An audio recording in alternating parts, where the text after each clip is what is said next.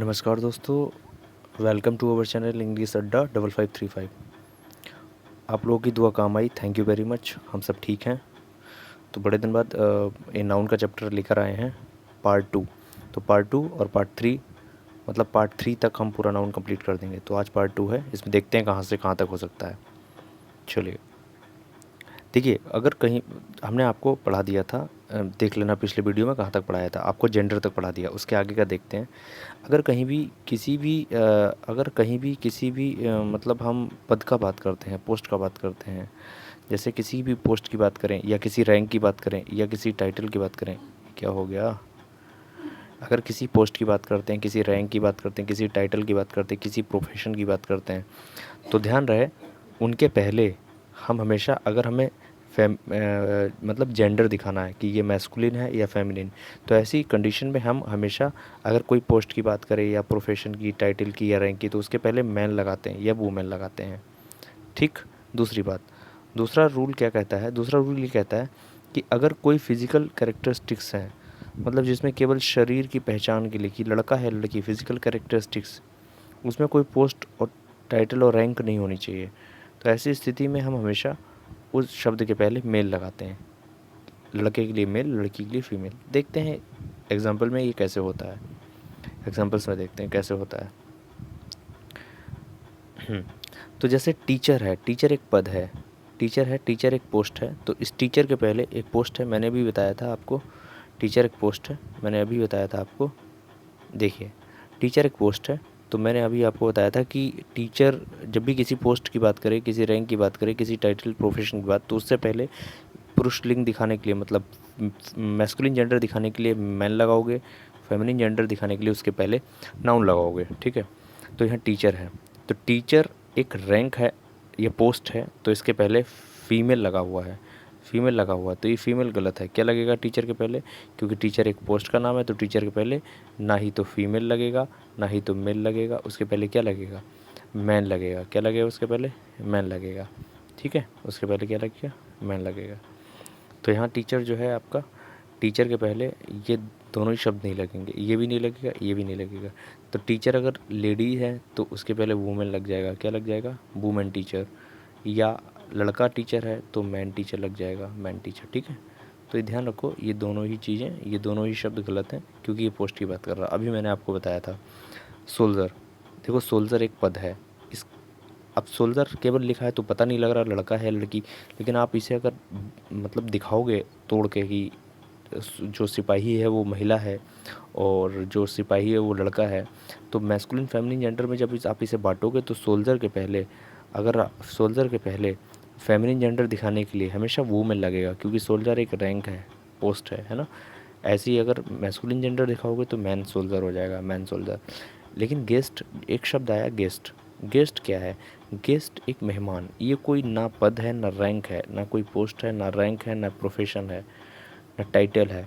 तो रैंक जो गेस्ट है वो केवल फिजिकल करेक्टरिस्टिक्स में आता है। जैसे मेहमान, अब जैसे बाहर मेहमान हमारे गेट पे कोई आया, तो अब हम पूछेंगे कि कौन है, तो हम पूछेंगे कौन है, तो अगर कोई कहेगा यार बुढ़ा कोई आया है, तो बुजुर्ग सा आदमी है, अरे क्या जाने दो यार। तो मतलब हमारी एकदम सोच बदल जाएगी, हम कहेंगे जाने दो यार। मतलब सिर्फ फिजिकल कैरेक्टरिस्टिक्स हुई, पता लगा एक बुजुर्ग आदमी है, अरे जाने दो यार। लेकिन वहीं उसके अपोजिट अगर कोई कहे कि अरे कोई लड़की आई हुई है, अरे तो पूछो तो उससे क्या काम है, तो तुरंत हमारी थिंकिंग चेंज हो जाएगी। तो फिजिकल कैरेक्टरिस्टिक्स मतलब वहाँ पे पहचान करेंगे। तो ऐसी स्थिति में, ऐसी कंडीशन में हम क्या करते हैं? मेल और फीमेल का यूज़ करते हैं। तो गेस्ट के पहले मेल का यूज़ बिल्कुल सही है, ये गलत नहीं है। ऐसे डॉक्टर, तो डॉक्टर जो है आपका, डॉक्टर, डॉक्टर के पहले एक पोस्ट है डॉक्टर, तो डॉक्टर एक पोस्ट है, तो डॉक्टर के पहले वूमेन का यूज़ करोगे। अगर लेडी, मतलब कोई, अगर आपका मतलब फीमेल डॉक्टर, मतलब आप कोई महिला डॉक्टर है तो उसके लिए वुमेन डॉक्टर लगाओगे। कोई पुरुष डॉक्टर है तो उसके लिए आप मैन डॉक्टर लगाओगे, मैन। ठीक है। तो फीमेल नहीं लगेगा इसके पहले, ध्यान रखना, डॉक्टर के पहले। दूसरी बात, डॉक्टर एक शब्द है, इसमें सम्मान पहले से ही छिपा हुआ है। डॉक्टर एक सम्मानित शब्द है, रिस्पेक्टेड शब्द है। तो डॉक्टर में रिस्पेक्ट पहले से ही है, इसलिए डॉक्टर के पहले कभी भी जेंटल नहीं लगाते। तो डॉक्टर जेंटल नहीं लगता। इसीलिए इसीलिए ध्यान, यही रूल फॉलो करता है लेडी में, लेडी जो शब्द होता है लड़कियों के लिए सम्मान उसमें पहले से ही घुसा हुआ होता है। मतलब लेडी शब्द में सम्मान पहले से ही पड़ा हुआ होता है। तो जब सम्मान होता है तो कभी भी जेंटल लेडी नहीं लगाते, कभी भी जेंटल लेडी नहीं लगाते, हमेशा लेडी। इसीलिए हम कहते हैं लेडीज़ एंड जेंटलमैन। मैन में सम्मान नहीं होता है, तो मैन में जब सम्मान नहीं होता तो सम्मान देने के लिए जेंटल लगाते हैं उसके पहले। इसीलिए हम लेडीज़ एंड जेंटलमैन कहते हैं, क्योंकि लेडी में तो सम्मान पहले से है और मैन के लिए हमने जेंटल लगा दिया तो लेडीज़ एंड जेंटलमैन हो जाता है। तो अभी आपको समझना है लेडी सम्मान, इसमें पहले से सम्मान होता है, इसके पहले जेंटल नहीं लगाना। चलिए, मैन के पहले जेंटल लगा सकते हो। इसी प्रकार जो वुमेन है उसमें सम्मान नहीं होता है, रिस्पेक्ट पहले से नहीं होता, तो इसलिए वुमेन के पहले भी जेंटल लगा सकते हो, जेंटल वुमेन लगा सकते हो, कोई दिक्कत नहीं। डॉक्टर पे बता ही दिया, इसके पहले जेंटल नहीं लगेगा। लेडी तो लेडी है, जेंटल लेडी, देखो इस लेडी के पहले यहाँ जेंटल लगा दिया, ये जेंटल गलत है, जेंटल नहीं लगेगा। ऐसे ही ये जो ड्रेसेस हैं, dresses, accessories, shoes, accessories shoes, dresses, ये सब फिजिकल कैरेक्टरिस्टिक्स में आते हैं। ये ना ही तो कोई पोस्ट है, ना ही तो कोई टाइटल है, ना ही तो कोई प्रोफेशन है, ना ही तो कोई रैंक है, इसलिए इनके पहले मैन नहीं लगेगा, हमेशा क्या लगेगा, मेल। और वुमेन मतलब इस अगर आप किसी महिला के लिए दिखाओगे तो फीमेल यूज़ करोगे, एसेसरीज़ किसी महिला की है तो फीमेल यूज़ करोगे। आई होप ये आप समझ गए होंगे, है ना।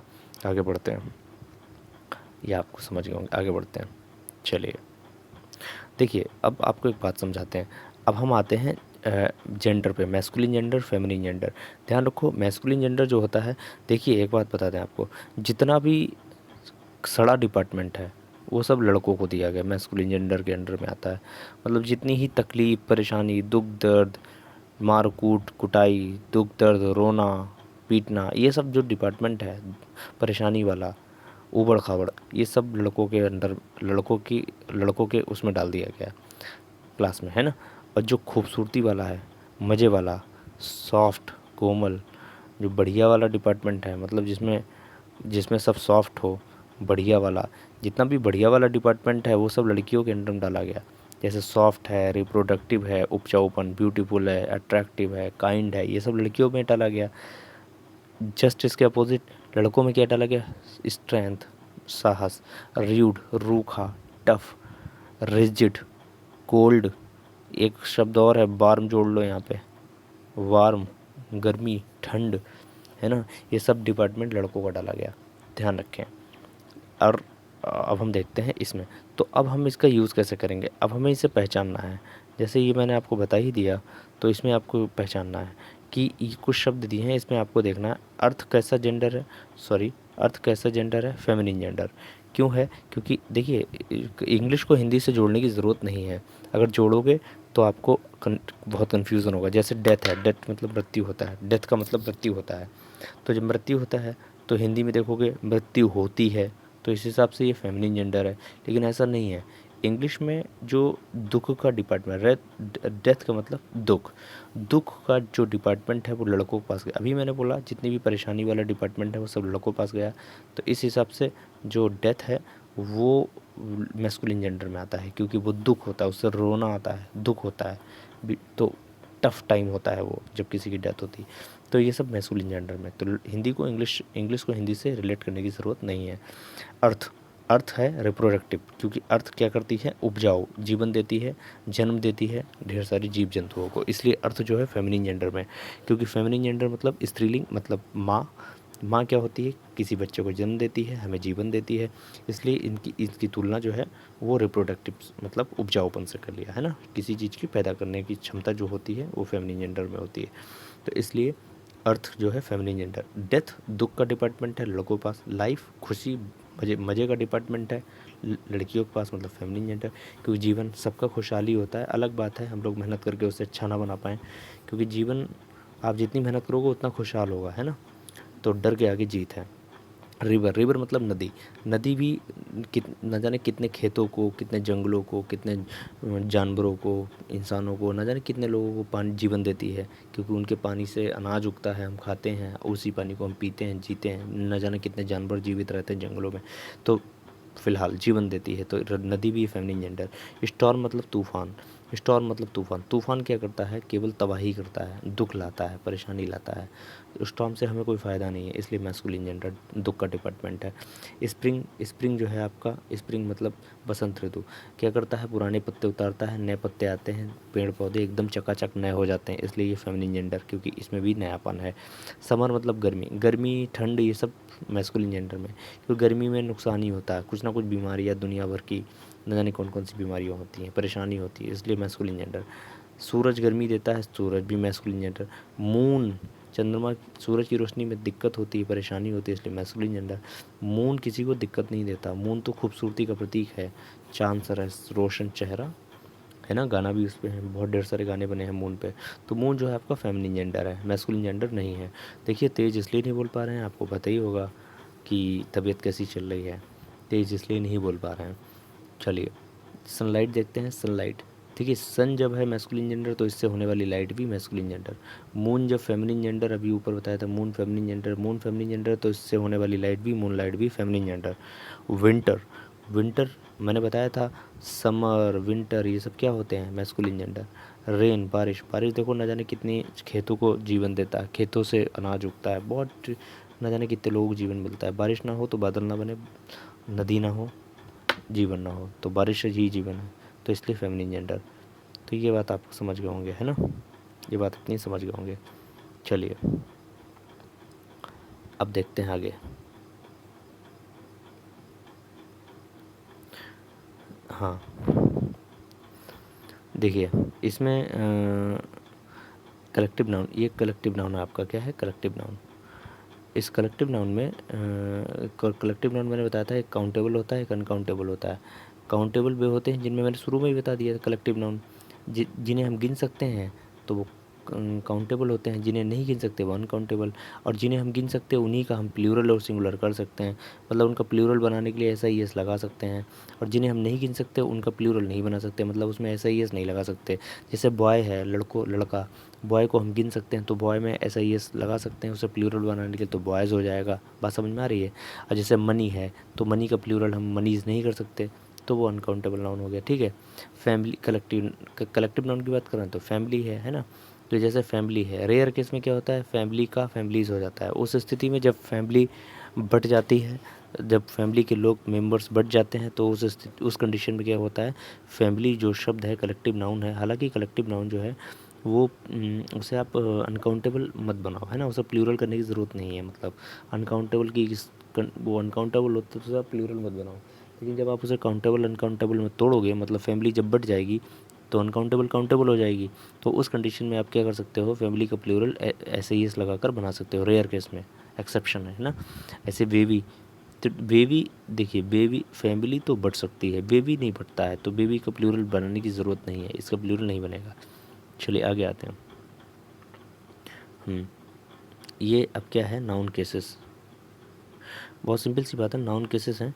नाउन केसेस क्या कह रहा है ये कि सब नाउन केस सब्जेक्टिव केस होता है, ऑब्जेक्टिव केस होता है, वोकेटिव केस होता है, ठीक है।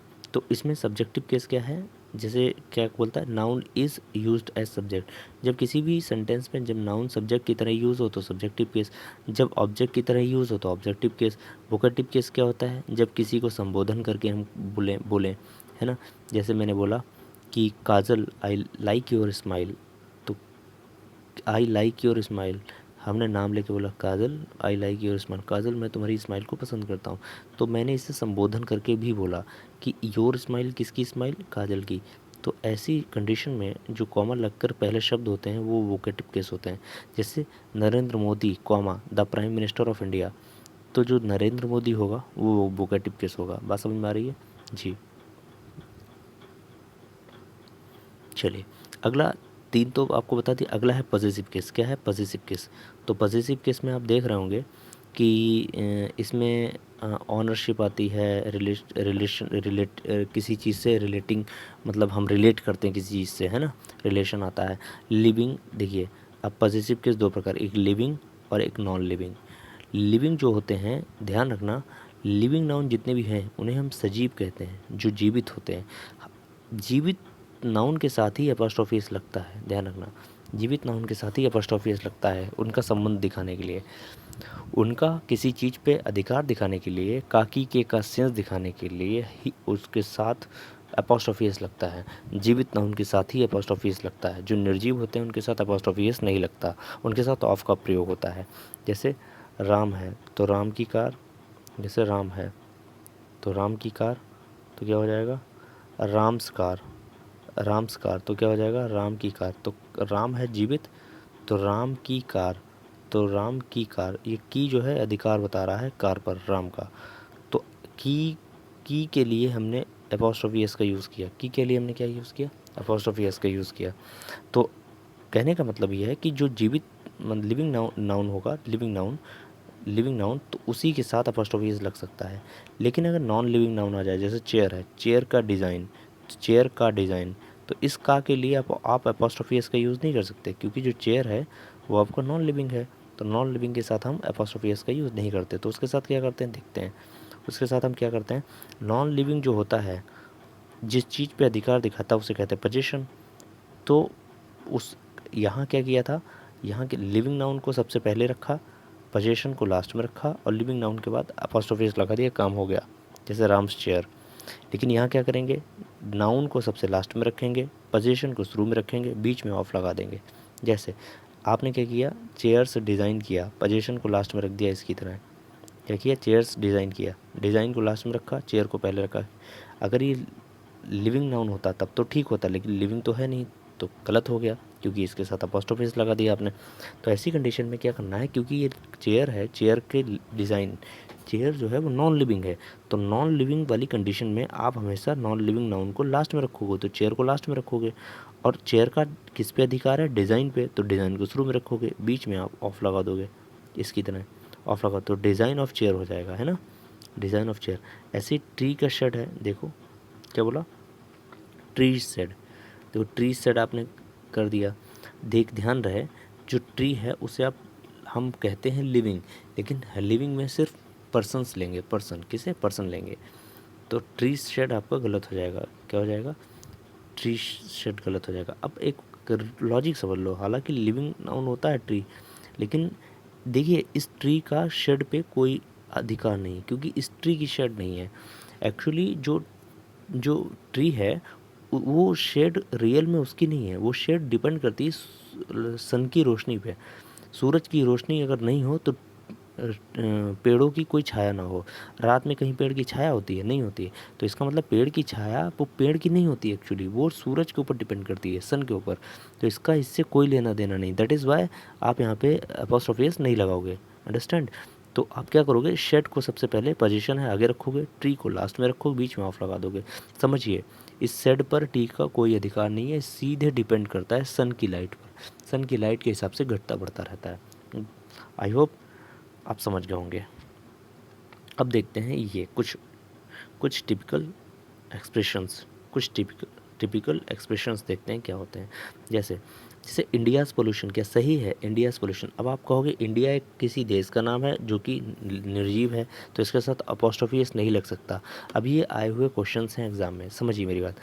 अब यहाँ पे थोड़ा लॉजिक चेंज करना पड़ेगा। लॉजिक क्या है कि ये जो पॉपुलेशन है, ध्यान रखना जो लास्ट वाला शब्द है वो ध्यान रखो कि क्या लिविंग नाउन की वजह से हुआ है या नॉन लिविंग नाउन की वजह से। देखो वो पॉपुलेशन है, मतलब पॉपुलेशन मतलब जनसंख्या, तो जनसंख्या जो है पॉपुलेशन वो किसी इंसान की वजह से बढ़ी होगी, इंसान की। इंडियाज़ पॉपुलेशन मतलब इंडिया की जनसंख्या, तो वो भाई जाहिर सी बात है किसी इंसान ने, मनुष्यों ने, लिविंग बीइंग ने ही बढ़ाई होगी, मनुष्यों ने ही बढ़ाई होगी।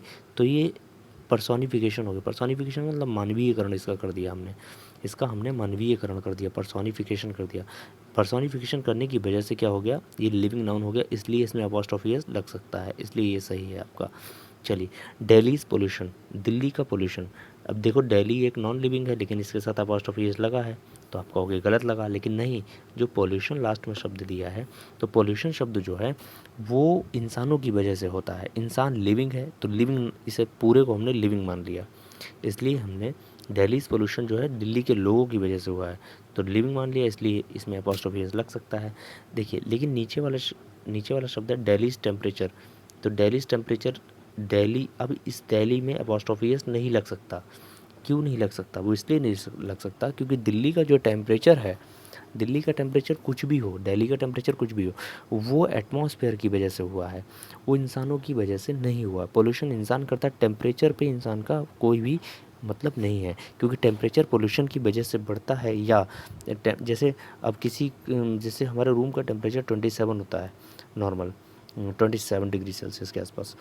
तो अब क्या वो उस पे हमारा अधिकार है हम जाके उसे ज़ीरो? नहीं नहीं नहीं, हम उसे जो नॉर्मल है वो नेचुरल है, नेचुरल, उसमें मेरा कोई अधिकार नहीं है। तो टेम्परेचर पे इंसान का कोई अधिकार नहीं है। दैट इज़ वाई ये गलत है आपका। तो ये गलत है, इसे कैसे लिखो? टेम्परेचर ऑफ दिल्ली लिखोगे, दिल्ली को लास्ट में, टेम्परेचर को पहले, बीच में ऑफ। ठीक। जयपुर हिल्स, हिल्स पे इंसानों का कोई भी अधिकार नहीं है, कोई भी पकड़ नहीं है। दैट इज़ वाई इसमें अपोस्ट्रोफी नहीं लगेगा, ये हिल्स, ये अपोस्ट्रोफी नहीं लगेगा, गलत हो जाएगा ये गलत, क्योंकि हिल जो है, हिल्स, हिल इंसानों ने थोड़ी बनाई है, इसलिए हिल्स ऑफ जयपुर हो जाएगा। देखो, वन डेज लीव, लीव मतलब छुट्टी, छुट्टी इंसानों ने बनाई है, इसलिए यहाँ पे अपोस्ट्रोफी लग सकता है। Celebration, new year celebration, new years में अपोस्ट्रोफी लगा है, सही है गलत है? सेलिब्रेशन कौन करता है? इंसान करते हैं, नॉन लिविंग नहीं, लिविंग बीइंग करते हैं, इसलिए अपोस्ट्रोफी लग सकता है, सही है। मंडेज वर्क, वर्क देखो इंसान ही बनाते हैं, तो इसलिए अपोस्ट्रोफी मंडे में लग सकता है, क्योंकि वर्क इंसान बनाते हैं। आगे है जनवरीज ड्यूरेशन, जनवरीज ड्यूरेशन, तो क्या हो जाएगा? ड्यूरेशन का, ड्यूरेशन मतलब दौरान, तो ड्यूरेशन का इंसानों से लेना देना नहीं है, दौरान से इंसान का कोई लेना देना नहीं है, इसलिए ड्यूरेशन ऑफ जनवरी हो जाएगा। इसलिए क्या हो जाएगा? Duration of January. तो आप समझ गए होंगे, है ना? अगला देखते हैं हम आगे। अर्थ, देखिए इसमें दिया है अर्थ ब्यूटी, अब दिया है अर्थ ब्यूटी, इसमें आपको समझना है अर्थ की ब्यूटी, अर्थ की ब्यूटी मतलब सुंदरता, इसमें अर्थ के साथ अपोस्ट्रोफीस लगा है, सही है गलत है? बिल्कुल सही है, इसलिए सही है क्योंकि ब्यूटी जो है वो इंसानों की, इंसानों के ऊपर डिपेंड करता है। मान लेते हैं कहीं पर हम बैठे हैं, अगर हम वहाँ पे साफ़ सफाई करेंगे, गार्डनिंग करेंगे, पेड़ पौधे लगाएंगे और बढ़िया से साफ़ सफाई करके फूल वूल लगा देंगे, तो ऐसा लगेगा यहाँ पे स्वर्ग है, यहाँ पे बहुत अच्छा लग रहा है। और वहीं पे हम जाके पट्टी कर देंगे, वहीं पे जाके हम कूड़ा कबाड़ डाल देंगे, वहीं पे जाके हम 10 दिन से सफाई ना करें और दुनिया भर के जानवर को, ओहो कितनी गंदगी, तो हम फिर भी वहाँ पे अगर हम किसी को बैठाएंगे तो वो यही कहेगा कितना नर्क है यहाँ पे, कितनी गंदगी। इसका मतलब है वो डिपेंड करता है आपके ऊपर, इंसान के ऊपर। अगर इंसान साफ़ सफाई करेगा तो ब्यूटीफुल होगा वो प्लेस, अगर साफ़ सफाई नहीं करेगा तो वही प्लेस जो है वो बहुत ही गंदा और नर्क के समान होगा। तो अर्थ ब्यूटी जो इंसानों के बस में है, तो इसलिए ब्यूटी जो है वो आपका ये मतलब मानवीकरण इसका हो गया, पर्सोनिफिकेशन हो गया, इसलिए अर्थ के साथ एपोस्ट्रोफी लग सकता है। मून्स अट्रैक्शन, मून का अट्रैक्शन, तो अट्रैक्शन के पहले मून है, तो मून्स का अट्रैक्शन इंसान को करता है, अट्रैक्शन जो है वो इंसान को करता है ना? मून का अट्रैक्शन इंसान ही करता है मून को, है ना? इंसान को फील होता है, तो ये पर्सोनिफिकेशन यहाँ भी कर दिया, तो ये भी सही है। सन्स ब्राइटनेस, सन की चमक, देखिए सन की चमक, अब है क्या कि सन्स ब्राइटनेस, एक्चुअली जो ब्राइटनेस है सूरज की, सन की, उससे इंसानों का लेना देना नहीं है। इसका जो अट्रैक्शन है वो इंसान फील करता है, लेकिन इसकी ब्राइटनेस इंसान कभी नहीं, सूरज की चमक को कोई नहीं झेल पाता, ना किसी को लेना देना। सूरज, भाई सूरज गर्मी में नहीं झेल पाता, तो इसलिए ब्राइटनेस ये आपकी गलत है। तो क्या हो जाएगा? ब्राइटनेस ऑफ सन हो जाएगा, तो इसमें आपको ऑफ लगा के करना पड़ेगा। ये ईडीएम है, एट स्टोन्स थ्रो मतलब कुछ ही दूरी पे, तो किसी ईडीएम्स में अपोस्ट्रोफीज लगता है, कंपलसरी है, कंपलसरी ईडीएम पे, सारे ईडीएम पे अपोस्ट्रोफीज लग सकता है, इसमें कोई रूल नहीं काम करता। एट एन आर्म्स लेंथ, है ना, एक हाथ की दूरी पे, एक गज की दूरी पे, आर्म के साथ अपोस्ट्रोफी लगेगा क्योंकि ईडीएम। कोर्ट्स ऑर्डर, कोर्ट का ऑर्डर, ऑर्डर जो होता है वो इंसान ही देते हैं, कोर्ट में इंसान ही बैठते हैं, इसलिए कोर्ट के साथ अपोस्ट्रोफी लग सकता है। क्राउड इंसानों की होती है, इसलिए मनाली क्राउड बिल्कुल सही है, अपोस्ट्रोफी लग सकता है, इसलिए क्या है? अपोस्ट्रोफी लग सकता है, ठीक है, इसलिए अपोस्ट्रोफी लग सकता है। अब समझिए इसमें टाइम एक्सेप्शन छोड़िए, देखिए टाइम के साथ अपोस्ट्रोफियस लग सकता है, किसी भी प्लेस के साथ लग सकता है, हेवनली बॉडी के साथ लग सकता है अपोस्ट्रोफियस, ईडीएम्स के साथ अपोस्ट्रोफियस लग सकता है, इसमें कोई भी आपका लिविंग और नॉन लिविंग का रूल फॉलो नहीं करेगा, ठीक। देखिए पर्सोनिफिकेशन मैंने बताया, मानवीकरण, non living thing is represented as if living. Personification किसे कहते हैं? जब कोई भी निर्जीव चीज़ किसी जीवित चीज़ की तरह, सजीव चीज़ की तरह रिप्रेजेंट की जाए। Non living thing is represented as if living, है ना? तो जब लिविंग की तरह रिप्रेजेंट की जाए नॉन लिविंग चीज़, तो पर्सोनिफिकेशन हो जाता है, तो उसे हम जीवित मान लेते हैं, मानवीयकरण, है ना? मानवीकरण अलंकार भी है, ये पता होगा आपको। आगे देखते हैं, जैसे कुछ प्रैक्टिस करते हैं। मनालीज हाउस सही है गलत है? हाउस मनाली, देखो सॉरी मोहन्स हाउस, क्या है ये? मोहन्स हाउस, मोहन्स हाउस है, मोहन्स हाउस। तो मोहन्स हाउस सही है गलत है? देखिए मोहन का हाउस, हाउस से हाउस, मोहन्स हाउस। देखिए मोहन एक लिविंग बीइंग है, मैंने अभी बताया था, लिविंग बीइंग के साथ अपॉस्ट्रोफी एस लग सकता है, इसलिए कोई दिक्कत नहीं। आगे बढ़ते हैं आगे।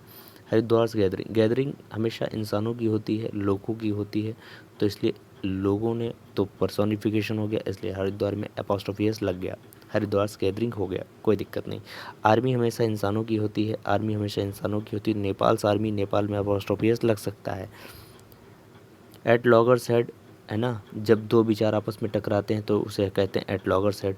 तो एट लॉगर्स हेड एक ईडियम है, इसमें अपॉस्ट्रोफी एस लॉगर्स में लग सकता है, नो टेंशन, ठीक है, no doubt. Kashmir attack, attack हमेशा इंसान करते हैं, आतंकवादी करते हैं, वो इंसान होते हैं, लिविंग बीइंग होते हैं, इसलिए कश्मीर के साथ अपॉस्ट्रोफी एस लग सकता है, क्योंकि ये पर्सोनिफिकेशन में चला गया। कश्मीर ट्री, देखो ट्री का इंसानों से लेना देना नहीं है, इसलिए कश्मीर ट्री गलत है, इसलिए कश्मीर के साथ अपॉस्ट्रोफी एस नहीं लग सकता, ट्रीज ऑफ कश्मीर होगा, ठीक है, ध्यान से समझे। आगे क्या कहा है? आगे कहा है कि पॉजेसिव केस काकी के ऑनरशिप दिखाने के लिए, पॉजेसिव केस मतलब काकी के किसी पे अधिकार दिखाने के लिए होते हैं। देखो राहुल के साथ अपॉस्ट्रोफी एस लग सकता है क्योंकि लिविंग बीइंग है, दिल्ली के साथ लग सकता नहीं लग सकता, आगे के शब्द के भी डिपेंड करेगा। ट्रैफिक, ट्रैफिक पर्सोनिफिकेशन में आता है क्योंकि ट्रैफिक इंसान ही बनाते हैं, तो इसलिए ट्रैफिक से पहले दिल्ली है, उसके साथ अपॉस्ट्रोफी एस लग सकता है, दिल्ली के साथ लग सकता है। दिल्ली इज़ फॉरेस्ट, फॉरेस्ट का इंसानों से लेना देना नहीं है, तो इसलिए दिल्ली के साथ अपॉस्ट्रोफी एस नहीं लगेगा, तो फॉरेस्ट ऑफ दिल्ली हो जाएगा। कोर्ट्स कंडक्ट, कोर्ट का व्यवहार, तो व्यवहार हमेशा इंसान करते हैं, तो कोर्ट के साथ अपॉस्ट्रोफी एस लग सकता है, नो डाउट। आगे बढ़ते हैं, आगे क्या कहता है साउंड के हिसाब से। देखिए जब भी किसी का हम कोई भी शब्द बोलते हैं तो ध्यान रखना अपॉस्ट्रोफी एस लगेगा या नहीं लगेगा, ये बात डिपेंड करता है उसके साउंड पे। जब भी हम अगर किसी का शब्द, किसी का नाम बोलते हैं, किसी जगह का, किसी पर्सन का, तो एक बात का ध्यान रखना है कि उस पर्सन के नाम, जैसे करण है तो करण किसी का नाम है, तो करण के बाद अपॉस्ट्रोफी एस लग सकता है, तो करण ऑफिस हो जाएगा। चिल्ड्रन है, चिल्ड्रन के साथ अपॉस्ट्रोफी एस लग सकता है, तो चिल्ड्रंस पार्क हो गया। मेन के साथ मिन्स बियर हो गया, मेन के साथ अपॉस्ट्रोफी एस लग सकता है, तो मिन्स बियर हो गया, सही है।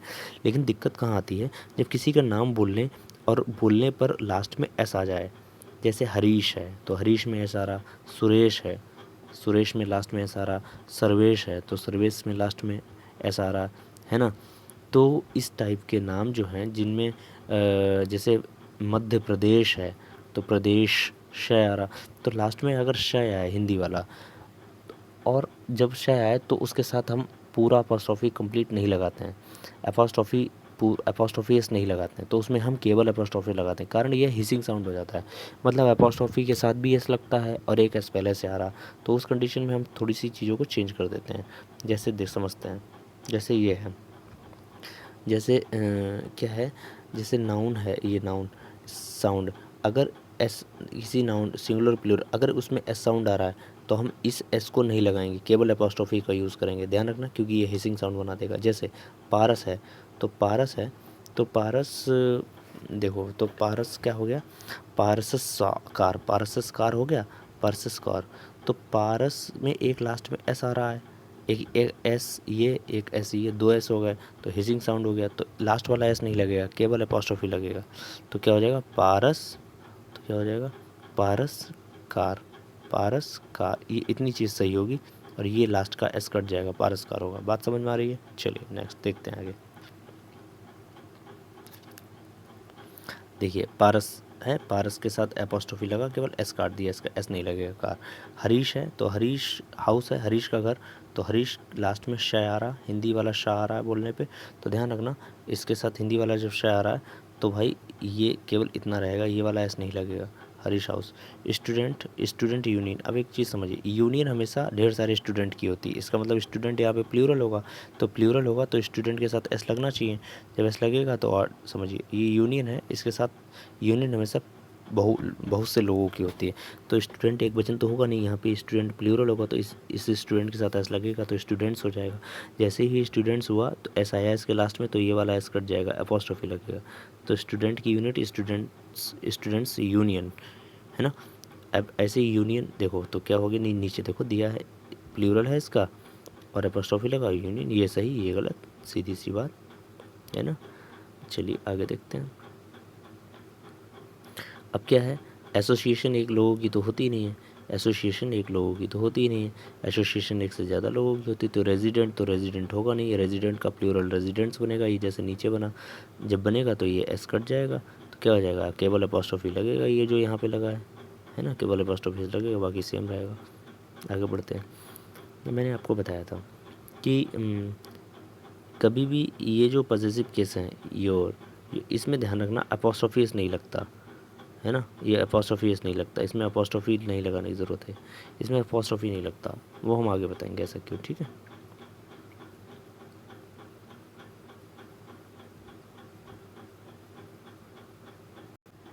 तो मैं कह रहा चलो थोड़ा मतलब आज शुरुआत कर दी है, आगे हम कवर कर लेंगे, और आज के लिए इतने ही रखते हैं, थोड़ी तकलीफ़ हो रही है बोलने में, तो आज के लिए इतने रखते हैं, बाकी हम आगे की वीडियो में कवर कर देंगे। शुरुआत कर दी है, अब कंटिन्यू रहेंगे। आप लोगों ने इतना कोऑपरेट किया है इसके लिए thank you very much, again thank you very much, और आप लोगों ने बहुत साथ दिया, तो इसके लिए मैं आपका शुक्रगुज़ार हूँ। चलिए थैंक यू वेरी मच, हम मेहनत करते हैं आगे, और आगे कवर करते हैं, ठीक है। Thank you.